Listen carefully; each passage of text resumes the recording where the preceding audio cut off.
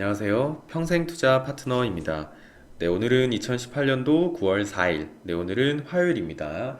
자, 오늘 방송은 조금 시간이 좀 됐습니다. 좀 된 게 제가 이제 쓰는 이 태블릿이 갑자기 좀 오전에 말썽을 좀 펴가지고 요거 좀 고치고 다시 좀 진행을 하고 늦었지만 진행을 하고 있습니다. 자, 오늘 좀 시간이 좀 됐지만 뭐 오전 시황 저희 써드린 글 하고요. 이 적립식 투자 이 성공 전략에 대한 어떤 이 방법 그것도 한번 좀 같이 진행을 해보도록 할 거고요. 시간이 조금 오후가 됐어도 뭐 시황은 좀 말씀드릴 수 있는 내용일 것 같아서 같이 좀 곁들여서 한번 좀 해보도록 하겠습니다. 자, 오늘의 주제는 이제 고민이라는 주제로 저희가 글을 써드렸고 내용을 한번 좀 같이 보도록 하겠습니다. 자, 우리 증시가 이번 주 조정에 들어갈까 고민이 한번 좀 생기고요. 아니면 혹은 조정이 아닌 다시 하락이면 어쩌지? 라고 하는 또 고민이 생길 수 있겠죠. 하지만 왜 미래를 알 수 없으면서도 이렇게 계속 사서 걱정이 될까라는 건데요. 사실 이제 저희는 이제 8월 21일 그날 이후부터 좀 고민이었다라는 겁니다. 그러니까 좀 더 솔직하게 말해보자면 언제나 그리고 항상 주식할 때는 이런 고민을 그냥 한다라는 겁니다. 매수하면 떨어질까 걱정하고 매도하면 또다시 상승할까 고민을 합니다. 굉장히 우습게도 시간이 진짜 지나도 변하지 않는다라는 거예요. 그러니까 대표님 같은 경우에는 주식을 지금 20년 넘게 이제 하시면서도 이것만큼은 진짜 변하지 않는다라고 합니다. 항상 고민이 되는 것은 매수하면 떨어질까, 그렇죠? 그리고 매도하면 그냥 다시 올라 버릴까. 이 고민은 정말 이 사람인 이상 떨쳐낼 수는 없는 것 같습니다. 대신 그냥 그걸 알면서도 고민이 되면서도 그냥 원칙을 지키는 거죠. 네, 이 고민은 정말 우습게도 변하지 않는다라는 거고 시장은 보통 바닥에서 추세를 전환하는 신호로 저희가 이제 말씀드린 어떤 그날 이 팔로우 스루 데이가 이제 발생을 하는데 그러나 이제 그날 역시도요. 한 10번 중에 두세 번 정도는 실패한다라는 겁니다. 100% 확률은 다 없기 때문에 그럼 우리가 이 사용하는 그날이라는 것을 앞으로도 계속 믿을 수 있을까? 이런 고민을 또 할 수 있겠다라는 겁니다. 근데 그날에 관한 고민은요, 그래도 다른 고민보다는 좀 덜 하다라는 겁니다. 왜냐하면 과거를 돌아보니까 확실히 실패보다는 성공하는 쪽이 더 많았기 때문에 그날에 대한 고민은 그래도 뭐 다른 거에 비하면 좀 덜 하다라고 봐주시면 좋을 것 같고요. 이 워렌 버핏이 정신적 스승으로 꼽는 이 성장주 투자의 거장 이 필립 피셔 많이 들어봤을 겁니다. 이 필립 피셔의 아들로 아버지 못지않은 이 월스트리트 최고의 투자 전략가인 켄 피셔. 켄 피셔는요 이렇게 이야기했다라고 합니다. 판단이 완벽해야 투자에 성공하는 것은 아니다. 단지 빗나갈 때보다 적중할 때가 더 많으면 성공한다. 라는 겁니다. 역발상 투자자도 항상 오를 수는 없다라는 것이죠. 노련한 투자자조차 판단에 30% 내지 40%는 틀린다라는 겁니다. 그럼 어떻게 적중률을 좀 높일 수 있을까? 이 캠피셔는 시장은 군중이 예상하는 방향으로 가지 않는다라는 사실을 기억할 것을 거듭 강조하면서요. 어떤 소음들을 무시하고 세상을 좀 군중과 다른 각도로 볼 것을 주문을 한다고 합니다. 단순하게 개인 투자자들의 이 수급을 이야기하는 것이 아니다라는 거고 고민의 대상을 좀 바꿔보자라는 겁니다. 여태까지 주식시장이 생기고 지금까지 흘러오면서 주식에서 100% 정확한 원칙은 아직까지 발견한 사람은 절대 없습니다. 아마도 앞으로도 없을 것이다 라고 생각을 많은 전설적인 투자자들이 했었고 뭐 지금까지도 그랬죠. 다만 조금 더 확률을 높이기 위한 방식에 대해 좀 고민이고 그 방식이 확신이 들면 지키려고 노력하는 것뿐 이다라는 겁니다. 그러니까 100%는 없어도 50%, 뭐 60%, 70% 이렇게 조금씩 높여갈 수 있는 이 방식에 대한 고민 그리고 이 방식에 대한 어떤 통계와 확신이 들면 그 방법을 꾸준하게 밀고 나가는 그 노력 자체 그게 이제 최선이다라는 것이고 그러니까 이 원칙이라는 것이 진짜 대단한 것도 아니다라는 것입니다. 그러니까 저희도 뭐 하루 이렇게 노력해야겠다라는 거고 그것도 원칙을 지키기 위해서 노력하겠다라는 겁니다. 자, 오늘 오후 좀 장 시작한 지 좀 됐지만 오늘 남은 시간도 조금 더 화이팅 하시기를 바라겠습니다.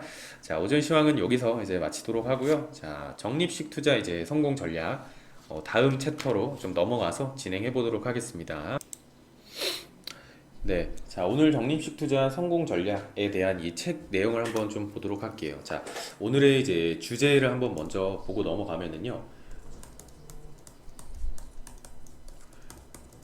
누적 규모가 커지면 어, 이제 적립식 효과는 떨어진다. 물음표입니다. 떨어진다. 네, 요렇게 오늘의 이제 주제는 누적 규모가 커지면 적립식 효과는 떨어진다. 라는 어떤 의문에 대한 내기. 네, 자 이제 책 내용을 한번 좀 진행을 한번 해보도록 할게요. 자, 오늘 같은 경우에는 어떤 것들을 좀 진행을 한번 해보려고 하냐면은요. 자, 리밸런싱과 이제 그 밸류 에버리징이라고 이제 VA 방식, 이제 가치 분할 투자 방식인 거죠. 그래서 그거를 이제 이 가치 분할 투자라고 하는 것을 같이 한번 좀 볼 거고요. 근데 이제 요것들도 어 이게 책에서는 좀 내용이 좀 다를 수도 있긴 한데, 뭐랄까요?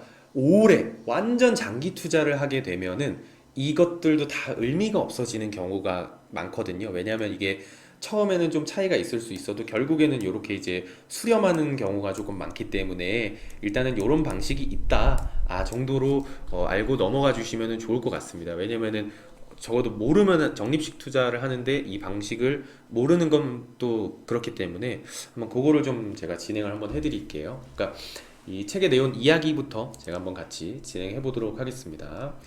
자, 여기서 나온 이제 비유가 전국 이 송나라 때 이제 시인 양말리는 권력과 청춘의 무상함을 빗대어 화무십일홍 이라는 말을 남겼습니다. 즉 열흘 동안 붉은 꽃은 없다라는 뜻으로 한 번 성한 것이 얼마 못 가서 반드시 다시 쇠하여짐을 비유한 말이다라는 건데요.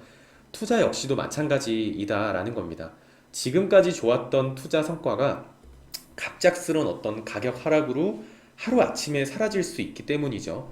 그러니까 2006년, 7년 잘 나가던 이머징 마켓 펀드들이 2008년, 그러니까 서브프라임 때 갑자기 폭락했듯이 뭐 하루아침에 사라질 수도 있다라는 거고, 이처럼 어느 누구도 과거에 좋았다고 해서 앞으로도 계속 좋으리라고 장담할 수는 없다라는 겁니다.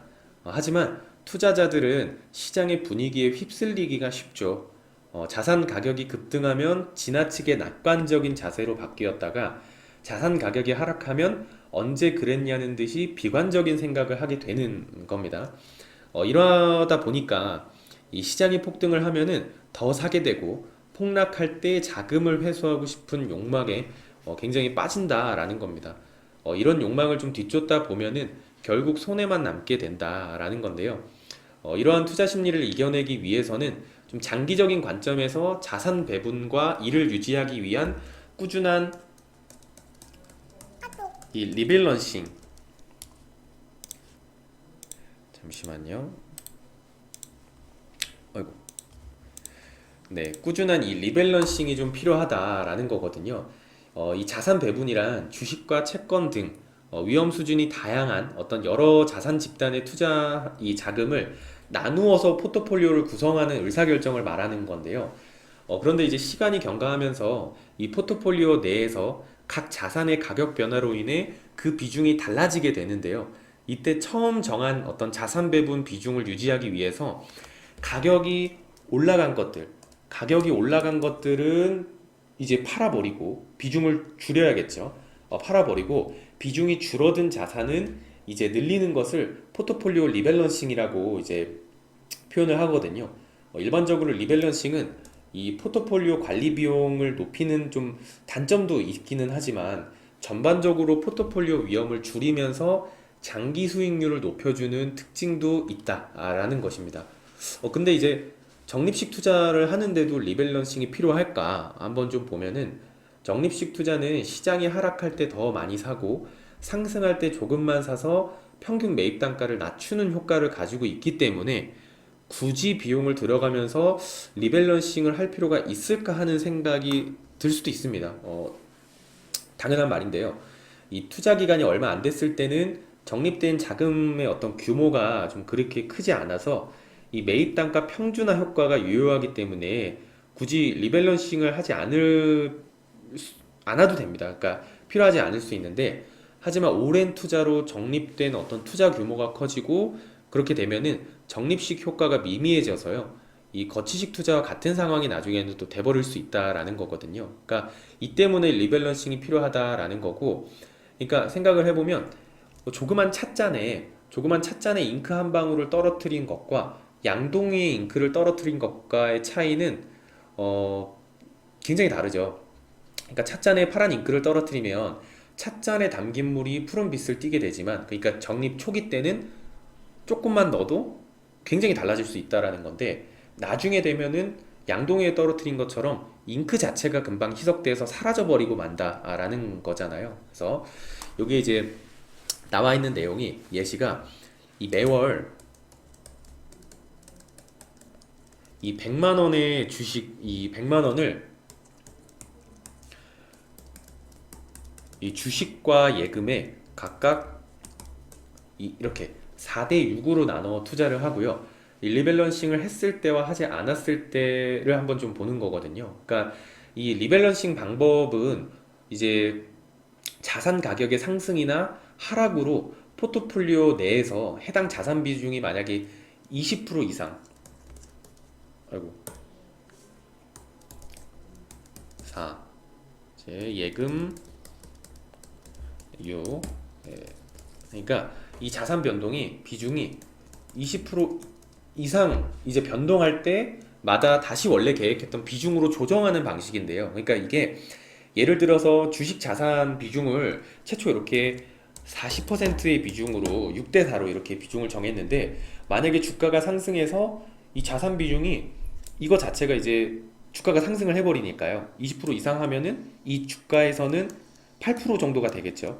그러니까 만약에 48%로 이제 자산이 증가했다라고 한다면은 원래 비중으로 6대 4로 맞추기 위해서 이 금액을 다시 100으로 합한 다음에 여기서 다시 6대 4로 나눠 버리는 겁니다. 그러면 어떻게 되나요? 이 주식에 있는 이 벌었던 자금이 퍼지게 되면서 매각이 돼 버리는 거죠. 비중이 다시 40%로 맞추기 위해서 그 작업이 이제 리밸런싱이다라는 거고, 다른 쪽에 이제 이렇게 넣는 거죠. 그렇게 되는 거고, 만약에 이렇게 여기서 만약에 주가가 하락을 해서 이게 한 32% 비중으로 주가가 하락을 해버렸다, 전체 자산에서요. 그렇게 된다면은 또 다시 원래 주식 최초 계획했던 6대 4까지 늘리는 겁니다. 그러니까 이 줄은 이 전체 자산, 줄었을 때 전체 자산을 다시 100으로 합해서 거기서 이제 다시 6대 4로 나눠버리는 거거든요. 그러니까 이런 방식, 이게 이제 포트폴리오 리밸런싱이다라고 하는 거거든요. 그러니까 즉 투자 기간 초 적립금 규모가 얼마 되지 않았을 때는 이 주가 상승으로 포트폴리오의 주식 비중이 조정했을 때와 이 조정하지 않았을 때의 차이가 좀 크지는 않은데, 적립식 규모가 조금 커지게 되면은 주가가 상승할 때 이 리밸런싱 효과를 통해서 주식 비중을 좀 줄여든 것이 그렇지 않은 거에 비해서 좀 우수한 성과를 보여주고 있다라는 거거든요. 그러니까 이거는 이 투자 기간 초에는 적립된 자금이 많지 않아서 리밸런싱 효과보다는 적립식 투자의 어떤 매입 단가 평준화 효과가 좀 크게 나타내지만, 적립식 규모가 커지고 나면은 매월 불입하는 자금이 이 미치는 적립식 효과보다는 리밸런싱을 통한 어떤 자산 비중의 조정 효과가 조금 더 크게 나타났다라는 거거든요. 그러니까 제가 아까 처음에 말씀드렸잖아요. 결국에는 다 수렴한다. 그러니까 처음에는 이 적립식을 했을 때 변동이 큽니다. 그러니까 어제 표 보셨죠? 어제 표 보시면은 이 최대 운이 좋았을 때 수익률과 최소 수익률이 굉장히 차이가 많이 나요. 막 80%까지 갔다가 마이너스 30%까지 가는데, 점점 1년, 2년, 3년, 4년, 5년, 6년, 7년 이렇게 기간이 갈수록 이 최대치와 최소치의 이 간격은 좁아진다라는 거거든요. 그러니까 이 리밸런싱도 어찌 보면은 뭐 펀드를 운영하는 운용사라면 충분히 뭐 해야 되는 전략이겠죠.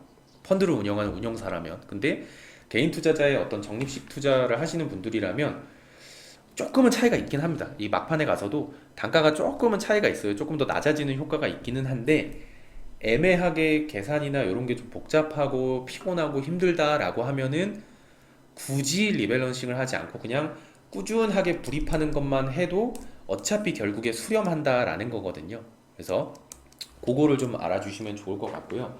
그러니까 이 적립식 투자는 결국 하나를 말하는 겁니다. 우직하게 버틸 수 있냐 없냐 이거의 차이가 이제 좀 있는 것 같거든요. 그래서 그냥 이런 방식도 있다. 펀드 운영하는 이 사람들은 당연히 리밸런싱을 하면서 포트폴리오 운영을 해봐야겠죠. 근데 개인 투자자들이 뭐 그렇게까지 하기엔 좀 피곤하니까 그냥 월 적립을 해도 된다. 아, 이런 방식이 있구나 정도 알아주시면 감사할 것 같고요.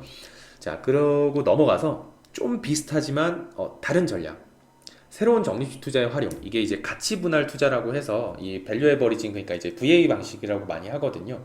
그래서 요거를 한번 좀 설명을 드리도록 하겠습니다. 자, 제가 좀 말이 너무 좀 빨랐죠? 조금 천천히 좀 하겠습니다. 이 적립 투자는 정액 적립 투자는 매월 일정한 금액을 투자해서 주식이나 펀드를 매입하는 투자 방법이죠. 이는 투자자로 하여금 강세장에서 너무 비싼 가격에 많은 자산을 매입하지 않도록 하고 약세장에서도 투자를 지속하도록 하는 매우 효과적인 방법입니다.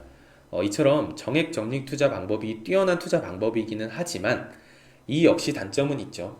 매월 일정한 금액을 투자하기 때문에 시장이 과열이 돼버려서 주가가 내재 가치보다 훨씬 높을 때도 투자한 이 월 정액 금액만큼 무조건 사야 하는 것도 이제 문제가 있는 거잖아요. 이 단점이 있는 건데 이에 대한 대안으로 등장한 적립식 투자 방법이 바로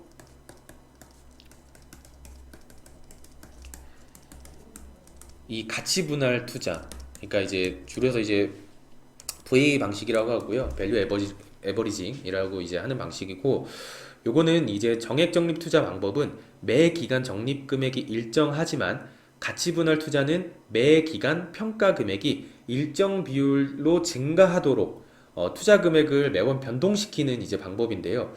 이제 이 가치 분할 투자 방법은 좀 한번 보면은 예를 들어서 투자자가 매달 이제 10만 원씩 포트폴리오 평가 금액을 증가시키기 위해서 첫 번째 달에 만약에 한 10만 원을 투자했다라고 가정을 한번 해보면은요. 만약 투자의 어떤 자산 가치가 상승을 해서 15만 원이 되었다라고 하면은 두 번째 달에는 플러스 5만 원만 이 적립을 하게 되는 거거든요. 그렇게 되면 이제 20만 원이 돼버리는 거잖아요. 그러니까 10만 원씩 매월 하는 게 아니고 자산이 조금 올랐을 때 내가 매월 적립할 그 금액에서 상승분만큼 뺀 만큼만 이렇게 적립을 하는 거고 그렇게 하면 20만 원이 이렇게 맞춰지는 것이고 세 번째 달에 투자 자산의 가치가 급등을 해버려서 만약에 35만 원이 되었다면은 목표한 금액 초과한 원래 그러면은 매월 10만 원씩 넣었을 땐 30만 원이 돼야 되는데 이게 잘 올라서 35만 원이 됐다라는 거잖아요. 그럼 내가 예상한 것보다 더 초과를 했네. 그렇게 되면 어떻게 해야 되나요? 이 5만 원. 5만 원은 환매를 하는 겁니다. 5만 원은 이제 환매를 하면 된다라는 거고 그리고 이제 네 번째 달에 다시 평가 금액이 하락해서 만약에 27만 원이 그냥 다시 돼버렸다. 그러면은 40만 원이 들어가 있어야 되는데 13만 원이 비잖아요. 그러면은 감이 오시죠? 그러면은 13만 원을 추가 납입을 하는 겁니다. 그러니까 이 말은 높을 때는 덜 사고 떨어졌을 때 더 많이 살 수 있게 이제 진행을 하는 거거든요. 그러니까 그렇게 보시면은 좋을 것 같아요. 왜냐면 시장에 이 천장과 바닥을 정확하게 맞출 수 없잖아요. 그걸 알면은 그때그때마다 하락할 때마다 쭉쭉쭉 사면 되는데 그게 불가능하기 때문에 내가 매월 정한 금액에서 다음 달 봤을 때 평가 손실 금액이 어떻게 돼 있냐를 보고 내가 매월 적립한 이 적립 예정한 금액에서 그 금액만큼 빼고 납입을 하거나 만약에 주가가 하락했으면 그것만큼 더 채워놓는 방법. 그렇게 되면은 저절로 평균 단가가 조금은 더 내려갈 수 있거든요. 그래서 그렇게 진행을 하시는 거고 이처럼 이제 자산 가격이 급등했을 때 일부 자산을 처분해서 이익 실현을 일부 할 수도 있는 것이고요. 자산 가격이 급락했을 때 더 많은 자산을 매입한다는 것이 이 이제 가치 분할 투자, 이 밸류 에버리징의 가장 큰 특징이거든요. 그러니까 이러한 특징으로 인해서 투자자는 낮은 평균 매입 단가를 유지할 수 있어서 정액 분할 투자에 비해서 좀 전반적으로 조금은 더 낮은 투자 성과를 기대할 수 있다라는 거고요. 근데 이제 하지만 이 투자 기간이 길어져서 적립식 규모가 커지면 커질수록 자산 가격의 변동에 따라 적립하거나 이 환매하는 자금의 변동폭이 좀 커질 수밖에 없기 때문에요. 투자자는 자금 조달과 어떤 잉여 자금의 재투자가 좀 한계가 올 수 있다라는 겁니다. 좀 어려울 수 있다라는 거고. 그러니까 2002년 1월부터 2002년 이제 2월까지 적립금의 가치를 매월 이제 10만 원씩 늘려가기로 이제 한 가치 투자자. 그러니까 만약에 10만 원 넣었으면 다음 달에 20, 다음 달에 30, 뭐 이런 식으로 이제 10만 원씩 늘려간다라고 이제 했을 때 이 가치 분할 투자자의 평균 매입 단가와 어떤 이 환매 또는 투자의 자금을 한번 좀 이제 표로 나와 있는데 요건 이제 책으로 한 번씩 좀 보시면은 좋을 것 같고요. 그러니까 정액 이 분할 투자에 비해서 평균 매입 단가를 낮게 유지해서 어떤 좀 좋은 투자 성과를 유지하고 있기는 하지만 주가의 등락에 따라서 투자 또는 환매 자금 변동폭이 좀 큽니다. 크기 때문에 나중에 한계가 올 수 있다라는 거거든요. 그래서 좀 전체 투자 성과가 조금 달라질 수 있기 때문에 좀 충분히 주의해야 한다라는 거고. 그러니까 표를 제가 대략적으로 좀 한번 좀 그려드릴게요. 이렇게 이제 여기 1000포인트가 있고 기간은 이렇게 좀 봤을 때 이렇게 코스피 지수가 검은색으로 코스피 지수를 제가 검은색으로 이렇게 이제 코스피 지수가 있고요. 그 다음에 이제 평균 매입 단가 그냥 일반적으로 했을 때를 보면은 한 요 정도 이렇게 선을 이렇게 타고 이렇게 넘어가는 경우가 있고. 자, 요거 VA 방식 가치 분할 투자죠. 요거는 살짝 아래서 이렇게 갑니다. 살짝 아래서 이렇게 가다가 뭐 만약에 이제 포인트로 보자면 이 코스피 지수는 한 819포인트 정도 됐을 때 그냥 일반 이 평균 매입 투자 같은 경우에는 637, 이제 이제 밸류 에버리징 이 가치 분할 투자 같은 경우에는 596. 그러니까 차이가 있기는 하지만 뭐 엄청나게 차이가 있는 정도는 아니다라는 겁니다. 그래서 그거를 좀 고민을 한번 해보시면 좋을 것 같고. 그러니까 이 리밸런싱과 이 VA 같은 방식이 적립식 투자 펀드를 운영할 때 많이 사용한다라는 건데, 제가 앞서 말씀드렸다시피 결국 나중에는 큰 차이가 없어지게 된다라는 거거든요. 이거는 책에서도 충분히 나와 있습니다. 결과적으로 나중에 봤을 땐 결국 수렴한다. 그러니까 처음에는 변동폭이 막 크니까 막 차이가 막 있어서 되게 뭔가 있는 것처럼 보여도요. 나중 가면 결국 오래 그냥 버틴 사람은 이기는구나를 느끼실 수 있을 겁니다. 그래서 제가 이걸 강조해서 말씀드리는 이유가 충분히 어떤 반론이 나올 수가 있는 얘기거든요, 이게. 그래서 충분한 좀 사전에 이렇게 좀 말씀을 드렸고. 자, 오늘은 여기까지 이제 방송을 진행을 하고요.